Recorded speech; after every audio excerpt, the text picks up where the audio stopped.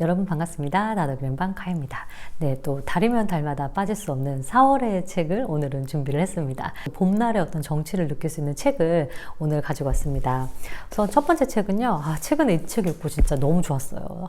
그냥 읽으면서 계속 좋다 그러면서 이게 좀 끝나지 않았으면 좋겠다, 이 책이 계속 이어졌으면 좋겠다, 그런 생각을 했던 책인데, 네, 바로 백수린 작가의 봄밤의 모든 것입니다. 뭐 사실은 네, 제목부터가 봄이죠. 네, 봄을 그대로 보여주는 그런 책이 아닐까 싶은데, 보통은 이제 이 제목이 표제작이잖아요. 그래서 이 제목에 있는 단편이 안에 수록이 되어 있기 마련인데, 이 작가의 말에도 또 나와 있지만, 네, 제목과 관련된 글은 이 책에 없습니다. 네, 이 작가의 말도 설명을 하고 있는데, 이제 원래 봄밤의 모든 것이라는 작품은 없고, 이제 작가가 이 책에 대한 네, 제목을 이렇게 지은 거예요. 그래서 뭔가 이제 우리가 봄으로 나아가는 그런 희망을 아마 이 책을 통해서 전달하고 싶었던 게 아닐까라는 생각이 들고, 총 7개의 단편으로 네, 구성이 되어 있어요. 아주 환한 날들, 빛이 다가올 때, 봄밤의 우리, 흰눈과 개, 호우, 눈이 내리네, 그것은 무엇이었을까,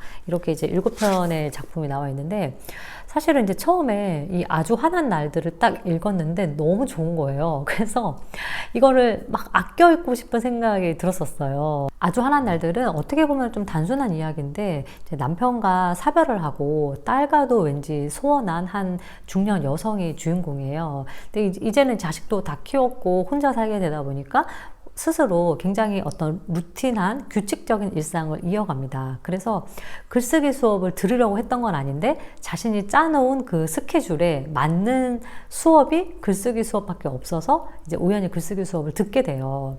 근데 이게 뭔가 동기부여가 있어서 글쓰기 수업을 들은 게 아니다 보니 쓸말이 없는 거예요. 강사가 아무리 이제 글을 써보자고 하지만 이분은 도무지 쓸말이 생각이 나지 않아요. 그러다가 딸의 부탁으로 한시적으로 앵무새를 키우게 되거든요. 그래서 이제 이 앵무새를 키우면서 약간은 변화하는 이 주인공의 어떤 감정선을 미세하게 다루고 있어요. 마지막에는 결국에는 이 여자가 펜을 들게 되는데, 뭔가 글을 쓸 게 없다는 것은, 그것이 무엇이든 간에 현재 내 마음이 사랑할 대상이 없다는 것을 의미를 했었고, 근데 이제 마지막에 글을 쓰고 싶은 마음이 생긴 거잖아요. 이제는 마음이 일어서 어떤 그 사랑하는 마음으로 이제 글을 쓰게 된다로 마무리가 됩니다. 그래서 마지막 문장이 참 좋았는데, 뭐라고 나오냐면요. 사람들은 기어코 사랑에 빠졌다. 상실한 이후의 고통을 조금도 알지 못하는 것처럼. 그리고 그렇게 되고 마는데 나이를 먹는 일 따위는 아무런 소용이 없었다. 저는 여기서 사람들은 기어코 사랑에 빠졌다, 이 기어코라는 그 강조되는 느낌이 너무 좋은 거예요. 그러니까 우리가 정말 이 사랑을 부정하기도 하고 미워하기도 하고 증오하기도 하지만, 결국에는 또 네, 사랑에 속아서 혹은 또 사랑을 믿어서 사랑을 하게 되는데, 그 대상이 꼭 이제 어떤 남녀 간의 사랑은 아니라는 거죠. 그게 어떤 뭐 환경에 대한 사랑일 수도 있고, 동물에 대한 사랑일 수도 있고, 자식에 대한 사랑일 수도 있는데, 사실은 또 이 사랑이라는 어떤 감정을 느끼기에 더할 나위 없이 또 좋은 계절이 이맘때가 아니겠습니까? 그래서 참 이게 뭔가 남녀 간의 사랑이 아닌데도 마음이 되게 따뜻해지고 네, 울림이 있는 글들이 많았어요.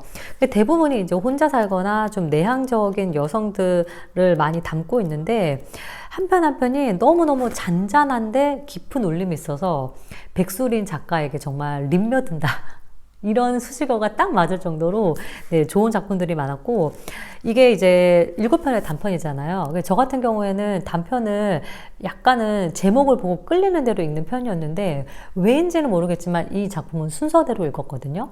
그런데 순서대로 읽기를 정말 잘했다라고 생각이 든 게, 순서대로 읽어야 합니다. 왜냐하면은 이 마지막 단편인 그것은 무엇이었을까에 가서 앞에 나왔던 일부 주인공들이 등장인물로 나와요.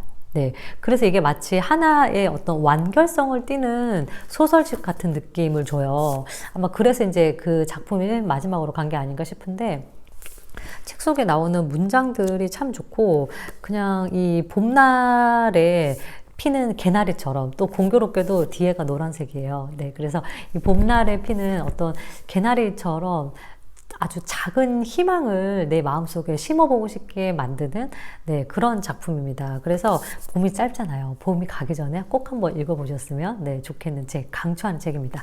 백수린의 네, 봄밤의 모든 것이었고요.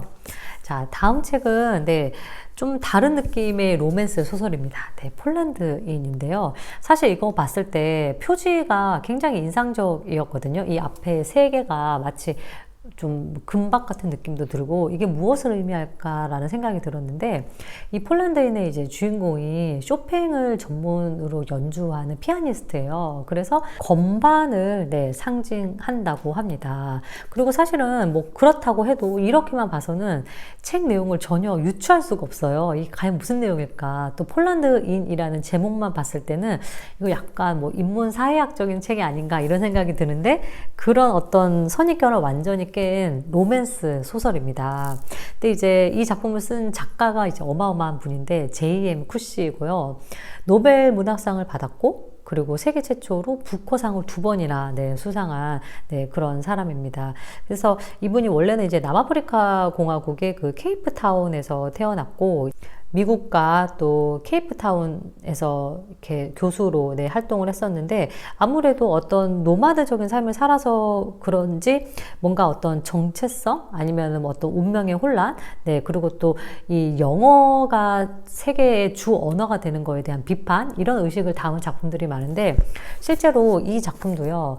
이 폴란드인 남자와 스페인인 여자가 영어로 이제 대화를 하면서 결국에는 사랑을 하게 되는 그런 이야기인데 실제로 이 작품은 영어로 쓰여졌지만 최초 공개는 스페인에서 했다고 합니다. 스페인어로 이제 번역을 한 책이 최초로 나왔는데 이 작가가 이제 너무 이 영어가 전 세계 주도권이 되는 거에 대해서 일종의 자기식의 어떤 대항? 네, 반발을 하고 싶어서 이제 그렇게 했다. 어떤 저항하는 의미로 이 소설을 스페인어로 먼저 출간했다라고 밝히고 있고 그 안에 있는 내용들 자체가 글자가 우선은 굉장히 큽니다. 네. 그리고 이제 이게 어떤 1부, 2부가 아니라 이렇게 숫자로 구분이 되어 있다는 점도 좀 독특했어요. 그래서 글자가 크고 조금은 여백이 있기 때문에 책 자체가 읽는데 그렇게 어렵지는 않은데 세계적으로 유명한 쇼핑을 전문으로 하는 피아니스트가 주인공이에요. 근데 이제 이 주인공이 어느 날 스페인의 한 이제 단체에서 초대한 연주회에서 이제 연주를 하게 되고 연주회가 끝나고 그 주관사 사람들과 이제 일종의 어떤 모임을 갖게 된 거예요. 그 주관을 했던 이제 집행위원을 만나게 되고 그 집행위원 여성을 사랑하게 되는 그런 이야기입니다. 근데 이 사람은 70대의 폴란드인 피아니스트고 이 여자는 40대의 이제 스페인인이고 또 가정에 있는 여성이에요. 그래서 처음에는 이 여자가 도대체 저 사람이 나를 왜 좋아하는지 이해도 가지가 않고 또 언어가 잘 통하지 않다 보니까 이 여자는 이제 이 남자의 사랑을 밀어내요. 근데 이 남자는 뭔가 어떤 운명적인 힘에 끌려서 계속 이제 이 여자한테 푸시를 한단 말이에요. 그래서 이제 나중에는 언어가 잘 안 되니까 남자가 자신의 주력 무기가 피아노잖아요. 그래서 쇼팽을 연주한 곡까지 이제 이메일로 보내게 되는데 그럼에도 불구하고 이 여자의 마음을 사기란 쉽지 않았어요. 근데 이렇게 말하면 이 남자가 굉장히 좀 집착하고 이상한 남자로 보일 수도 있지만 이 작가가 이제 대작가잖아요. 그래서 이런 그 사랑을 표현하는 이 피아니스트의 행동이 전혀 좀 난잡해 보이거나 그래 보이지 않고 오히려 약간의 이제 연민이 느껴지게 돼요. 그래서인지 이 여자도 이제 조금씩 마음을 주게 되는데 이 남자가 어느 날 갑자기 사망했다는 소식을 듣게 됩니다. 이제 그 이후로는 전혀 예상치 못한 다른 방면으로 이제 극이 흘러가게 되는데 그리고 이 책이 이제 중간중간에 그 설정 자체가 고전으로부터 가지고 온 게 많아요. 이 남자가 이 여자에게 한눈에 반한 것은 단테가 베아트리체에게 반했다는 거기서부터 이제 온 거고 그리고 이 두 사람이 이제 잠깐 어떤 사랑을 나누는 장소가 스페인의 마요르카인데 이 마요르카가 과거에 그 쇼팽과 조르주 상드가 이제 어떤 사랑의 도피처로서 거기에서 함께 행복한 시간을 보냈던 그 섬이죠.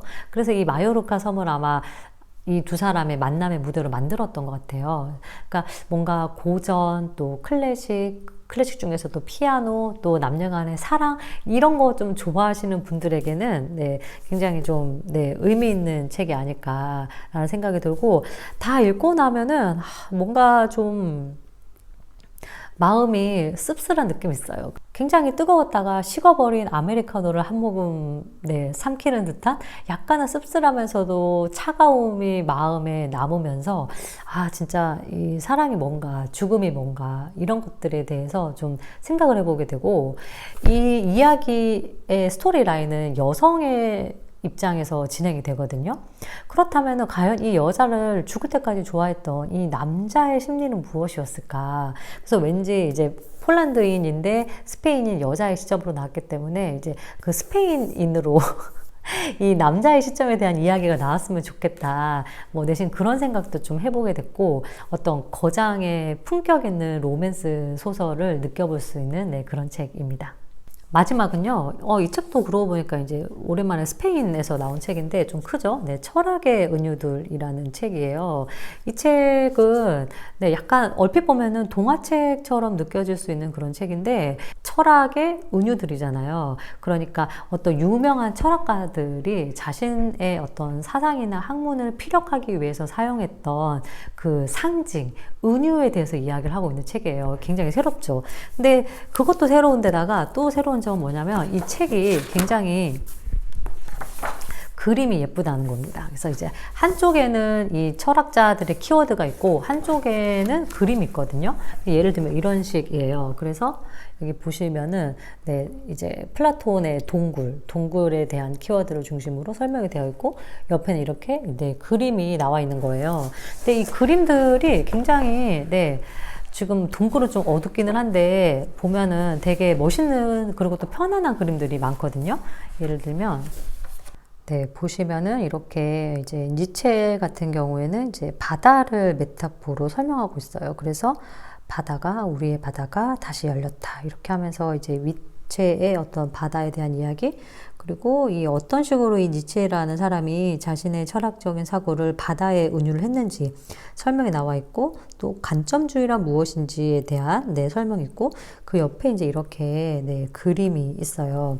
근데 이 그림들이 참 좋은데, 뭐 뒤에 보면 이제 빙산, 프로이트는 빙산인데 이렇게 있고, 이런 대자연 앞에 인간을 많이 다루고 있습니다. 뭐 놀이 이렇게 있고요. 비트겐슈타인은 놀이, 그리고 리좀 해서 뭐 이렇게 나와 있는데, 또 한 가지 좋았던 점은 마지막에요. 이렇게 연대표가 나와 있어요. 그래서 철학을 한눈에 바라볼 수 있습니다. 어떤 소크라테스 이전의 철학부터 시작해서 이제 오늘날의 어떤 철학에 이르기까지 연대표가 나와 있어서 이런 철학을 한눈에 바라볼 수 있는 그런 장점도 있는 책입니다.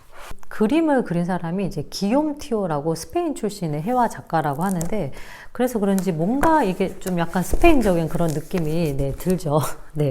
그래서 좀 그림도 보면서 어떤 이 철학에서 중요하게 사용이 됐던 그런 은유들에 대해서 좀 이해할 수 있고, 그리고 조금은 그 거시적인 관점에서 철학사를 이렇게 쭉 훑어보기에도 좋은 것 같아요. 이렇게 키워드별로 나와 있고, 또 마지막에 연대표도 있기 때문에 뭐 약간은 이제 철학 입문서로 괜찮지 않을까라는 생각이 들고, 이게 물론 이제 철학에 대한 키워드를 담고 있지만 우리 현대인이 이 어떤 식으로 이제 사고하고 또 세상을 살아가야 하는지, 나를 이해하고 세상을 이해하는 방식에 대한 가이드를 아주 짧은 글과 또 아름다운 그림으로 보여주고 있는 그런 책이에요.